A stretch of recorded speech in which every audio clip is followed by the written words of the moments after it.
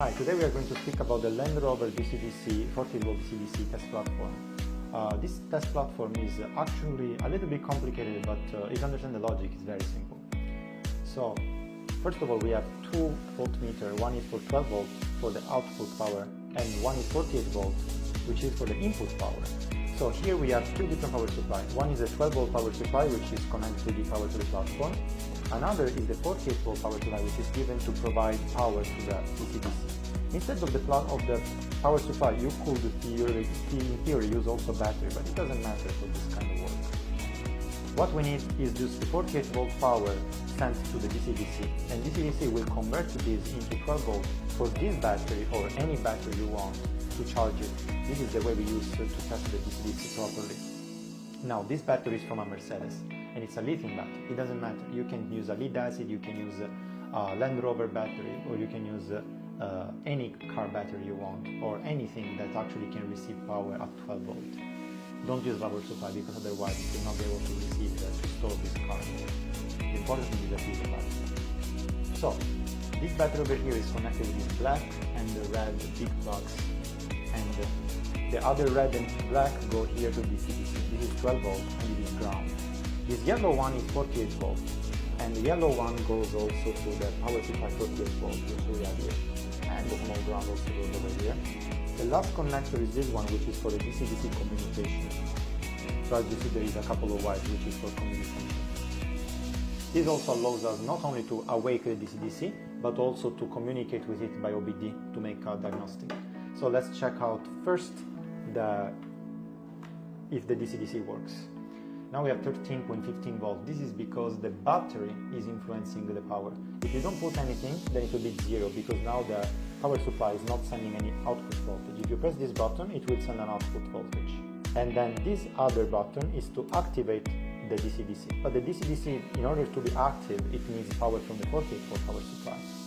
So now what we are going to do is to turn on the 48 volt power supply. So now the 48 volt power supply is on, and we can see we have 48 volts over here, right? So, when we press this button, the DCDC should activate. But how we make sure that it's activating? We need to give power to the battery. So we need to connect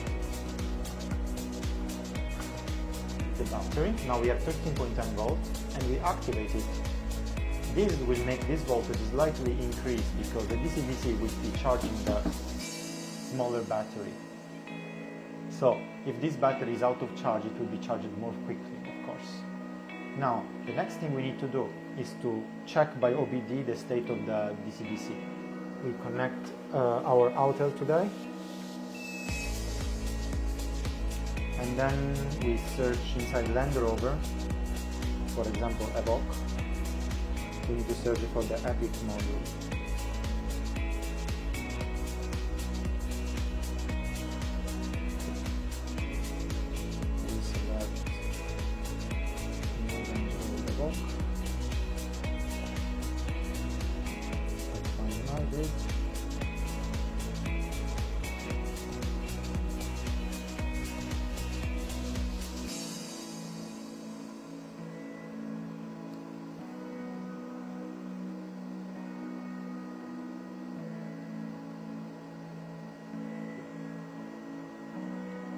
We search for EPIC module, but we need the EPIC module T.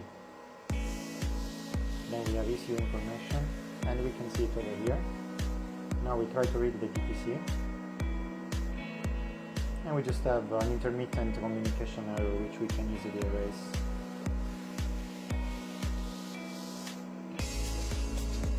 But it will come back. And more importantly, we can check the live data.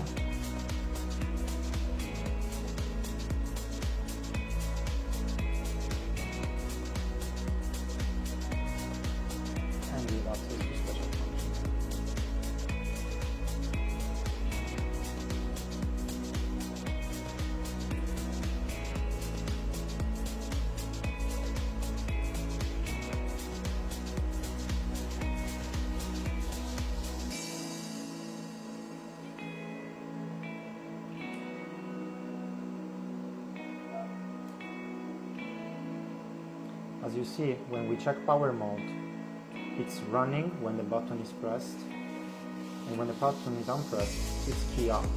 So this is our test coming out here. So if you want to test if the DCDC is working, this is also a way if you don't have a battery connected.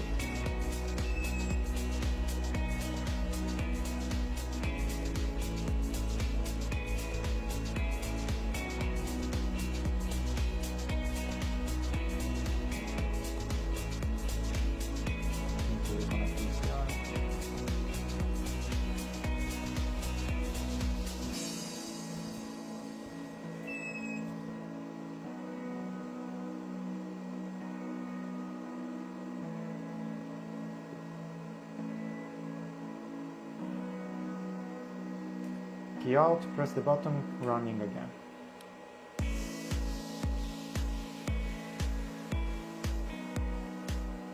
So that's it.